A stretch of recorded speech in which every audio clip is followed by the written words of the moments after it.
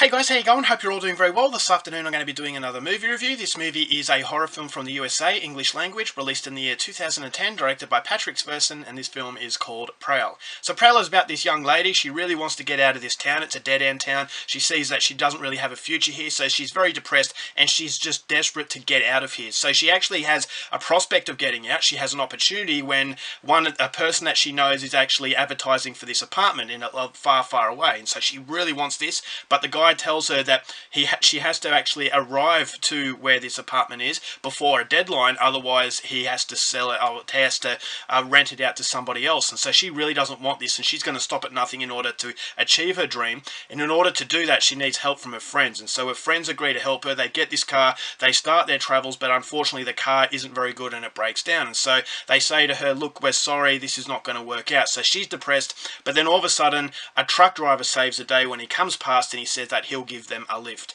And so it seems to be the answer to their problems, but unfortunately it's just going to magnify the problem into a horrifying situation as he takes a detour, and no matter how much they're banging on the walls of this truck, he's not stopping. So unfortunately for them, when the truck does stop, the back door opens and they realize that they're being unloaded in this abandoned warehouse, and inside this abandoned warehouse there is a horror that is lurking that is going to put everybody's life in danger. So what that danger is something you're going to have to find out for yourself, because that's as far as I'm going with my synopsis.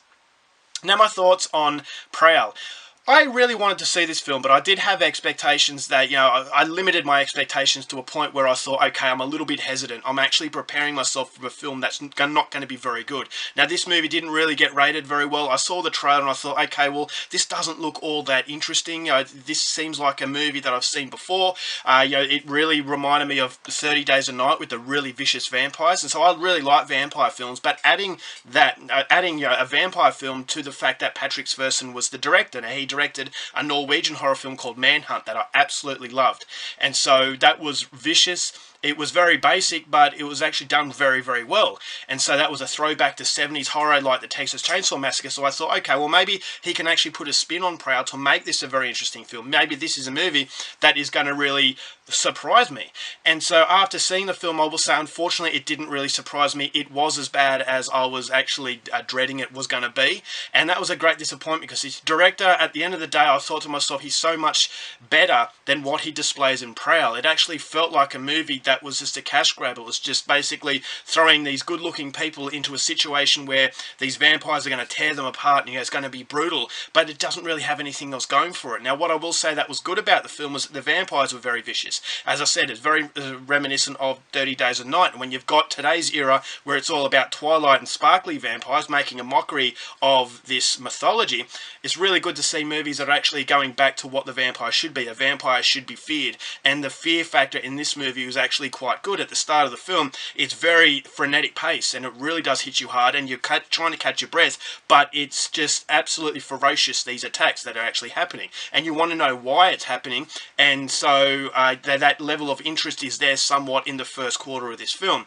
So the violence in the movie wasn't quite as brutal as I was expecting it to be, but there is a lot of blood. There are some fairly memorable set pieces of horror in this movie, which is something I actually liked, and it doesn't go for very long. So although the movie does have a lot of problems, fortunately it doesn't take up too much of your time, so that's another plus. But unfortunately, the biggest problem to this film is that it's just nothing to it. Is that this is a movie that just plods along. It's just basically just set in this abandoned warehouse. These horrible things are happening to these people. They're getting picked off one by one, and that's basically it. There is a twist at the end that tries to throw a curveball and take you off guard, but it was absolutely ridiculous. I hated the twist. I just thought it was there just for the sake of taking you off guard. It didn't really make any sense, and I kept asking questions that really weren't answered, and I just thought that it really lost its pace. It really lost the momentum that it had in the first quarter. Is that the first quarter was actually quite tense, it was suspenseful, but then unfortunately it just treads water. It just feels like it's filler.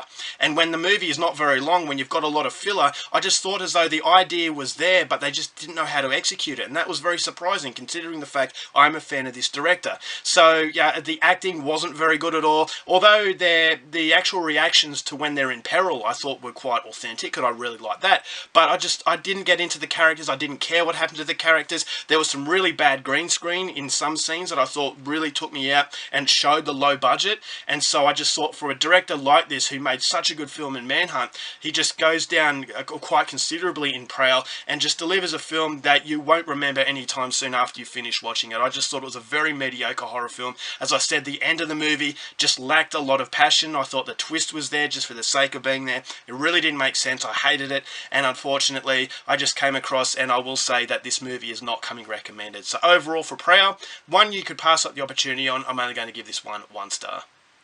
Alright guys, that's it for my review. Hope you enjoyed it. Till next time, keep watching movies, and I'll see you later.